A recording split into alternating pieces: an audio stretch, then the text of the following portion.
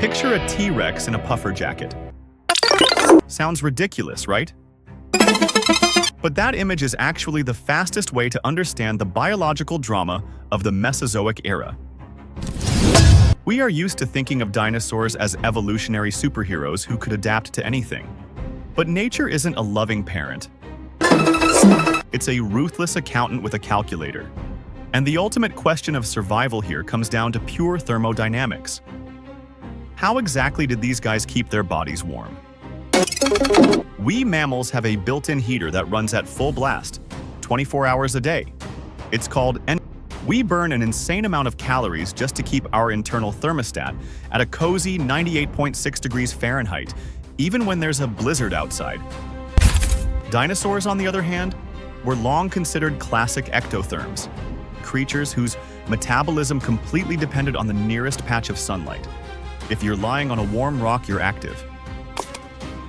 But the moment the sun goes down, you turn into a sluggish mound of flesh, just waiting for the dawn. Now, let's drop our T-Rex into the Arctic. The polar night lasts for months, the temperature plummets, and sunlight here is about as useful as a gym membership for a sloth. For a T-Rex, this is an absolute catastrophe. That massive body demands a staggering amount of energy. Just to stay alive in sub-zero temperatures, the creature would have to eat non-stop, turning into a biological conveyor belt for processing meat. But where do you find lunch when all around you is just ice and permafrost? Even if we assume these dinosaurs had some intermediate type of metabolism, our Mesozoic giant would become a victim of its own size. Heat loss in a 7-ton beast works very differently than it does in a tiny lizard. Without a constant influx of solar heat or ultra-high-calorie food, keeping those massive muscles functioning is physically impossible. A T-Rex in the Arctic isn't a terrifying apex predator. It's just a massive, rapidly cooling battery. Sure, there were dinosaurs that roamed the polar latitudes, but those were much more compact and highly specialized species. Our tyrant lizard king, the absolute pinnacle of evolution for temperate climates, would be taken hostage by its own physiology. If the asteroid hadn't wiped them out, and nature just sent the king north instead, he wouldn't have lost the battle to better teeth or sharper claws.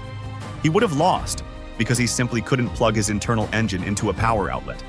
So the Arctic isn't a hunting ground for him. It's a final freezing dead end.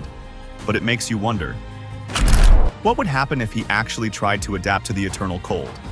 Picture that T-Rex trying to survive the polar night, where the thermometer drops below zero, and instead of lush jungles, there's nothing but frozen wastelands. We like to think of these giants as the ultimate biological design. But nature actually made a fatal engineering flaw here.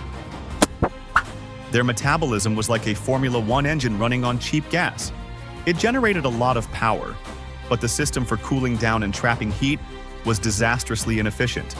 Unlike modern Arctic animals, like polar bears who essentially wear biological spacesuits made of fur, dinosaurs were trapped by their own bulk and biology. Imagine trying to heat a massive ice cave with a single candle, while hurricane winds blow through the cracks. 95. That's roughly how these reptiles felt when the temperature suddenly dropped. The core issue was the ratio of their body's surface area to its volume. That massive, bulky torso lost heat much slower than their relatively thin limbs. This led to dangerous overheating of their internal organs when they moved, followed by an agonizing freeze the moment they tried to rest. Evolution is usually so efficient, but here, it got lazy. Instead of growing a thick undercoat that would have made them the true masters of the glaciers, many species were left with scaly armor.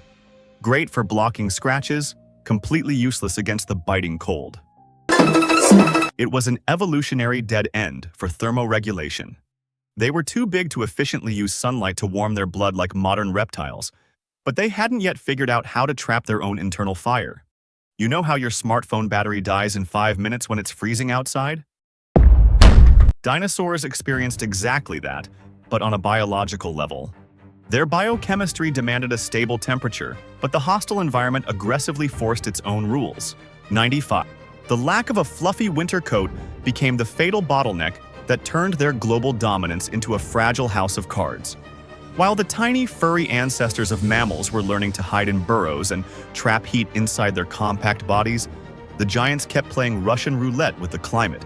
betting everything on their sheer size. But when the planet started to cool down rapidly, that gamble proved fatal.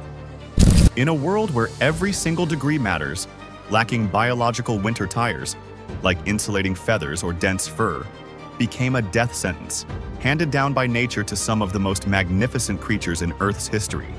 Now, if a T-Rex in the Arctic is just a sad block of ice, the polar bear is nature's ultimate engineering masterpiece. While the ancestors of these bears were still strolling through lush green forests, evolution decided to run a brutal experiment on them. About 500,000 years ago, a population of brown bears found themselves in an environment where cold means minus 40 degrees, and food is hiding under feet of solid ice. What does a normal animal do? It finds a cave. What does the polar bear do?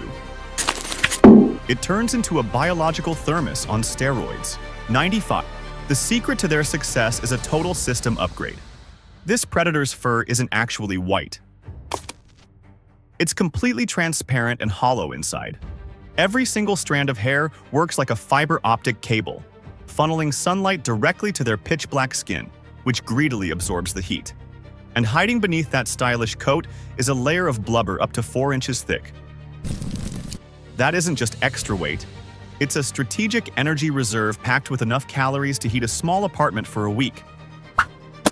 The bear's paws evolved into massive snowshoes with textured foot pads, keeping them from slipping on the icy battleground while hunting seals. This is a true Arctic ninja. It can wait for hours by a breathing hole, blending into the landscape better than an elite sniper in a ghillie suit. But look at the Arctic fox. This little fluffy ball of energy manages to survive in places where even hardened polar explorers can't stop their teeth from chattering. Its metabolism is pure survival magic. When the temperature drops to minus 50 degrees, the Arctic fox doesn't start shivering. It just dials up its metabolic rate, like hitting the turbo button in a video game. Its ears are small and thick to minimize heat loss, and the bottoms of its paws are heavily covered in fur, basically giving it a pair of built-in winter boots. Both of these predators prove that the Arctic isn't a dead end. It's the major leagues for species willing to trade a comfortable climate for a hardcore physiological upgrade. While the dinosaurs relied on the external sun, our northern heroes built their own portable power plants. They don't just survive among the ice floe, they completely dominate them, turning the frozen wasteland into their own private hunting grounds. But have you ever wondered about the hidden cost of this biological perfection? Because when your body is fine-tuned to survive extreme cold, even the slightest warm-up becomes a deadly threat to your entire system. Evolution isn't an arms race where the creature with the biggest teeth wins. It's a grueling marathon where the most efficient one survives. Imagine that tomorrow, the planet's climate flips upside down, turning the tropics into an icy desert. Who is going to be the first on the chopping block? 95.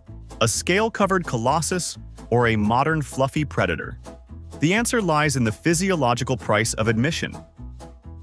A T-Rex is a clunky machine with terrible gas mileage. Its biology is hardwired for stability. The moment that system is disrupted, the giant becomes a monument to its own inefficiency. But we mammals, we have flexibility. And we pay for it with a daily biological tax, the constant burning of glucose. We are walking power plants, fully capable of maintaining our own internal microclimate even in hellish conditions. The dinosaur was a massive success, but only within a very narrow window of opportunity. Its greatness was also its shackles. It fit perfectly into a world where the rules of the game hadn't changed for millions of years. But evolution has zero tolerance for stubbornness. Being fit for survival today means having a backup plan for the apocalypse. We didn't survive because we were the strongest. We survived because we learned how to adapt to the chaos. 95. If glaciers swallowed our cities tomorrow, a modern wolf, or even your pet cat, would have a much better chance at making it than the most advanced apex predator of the past. Nature doesn't play favorites. It chooses the species with the most flexible survival algorithm. The dinosaur was a genius design for its time, but it had no idea how to update its software for the new reality. We are the result of an endless, brutal upgrade cycle. A system where every failure of our ancestors became a masterclass for the survivors. And while we sit around debating who is cooler, Evolution is still running its relentless test drive, a road test where the only metric for success is your ability to wake up tomorrow. So if the sky goes dark tomorrow and the temperature plummets, remember he was a king. But he was a king of a world that was never supposed to change. We, on the other hand, are the eternal wanderers. Our trump card isn't brute strength. It's our willingness to rewrite the rules the moment the old ones stop working. The finale of this story hasn't been written yet. And every new breath we take is just our way of telling nature that we aren't ready to